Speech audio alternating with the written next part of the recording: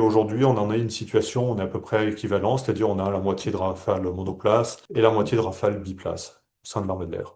La précision, c'est au sein de l'armée de l'air, parce que des Rafales, il y en a également dans la marine, et là, c'est totalement différent. Ben, la marine s'est aussi posé la question, et puis ça s'est pas fait. Pas fait pour plusieurs raisons.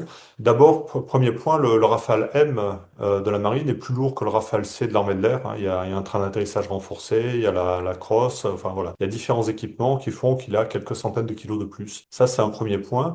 Et le deuxième point, c'est que le Rafale B biplace est plus lourd aussi que le monoplace de l'armée de l'air. Je crois que c'est dans les 700 kilos. Ça, plus ça, on aboutissait sur le Rafale biplace marine, un avion qui était quand même relativement lourd. Et cet avion lourd, il a fallait pouvoir le catapulter. Ça, c'est une chose. À pleine charge, si possible. Et puis, il fallait surtout pouvoir le recevoir, le faire apponter. Et la masse à l'appontage, on sait que c'est ce qui conditionne énormément de choses. La masse, la vitesse à l'appontage. Et donc, je crois ça pouvait coincer de ce côté-là. C'est-à-dire que si on ramène de la masse à vide, puisque le biplace aurait été plus lourd, on ramène peut-être moins de pétrole ou moins d'armement, des armements non tirés. Si on veut ramener moins d'armement, on est obligé de le larguer à la mer avant d'apponter, ça coûte cher. Si on ramène moins de pétrole, eh ben ça coûte cher aussi parce que on ne laisse que peut-être une ou deux tentatives d'appontage au pilote avant de faire décoller la nounou et puis de ravitailler en vol. Rien n'est gratuit hein, en matière d'aéronautique et particulièrement d'aéronautique militaire et encore plus en matière d'aviation embarquée.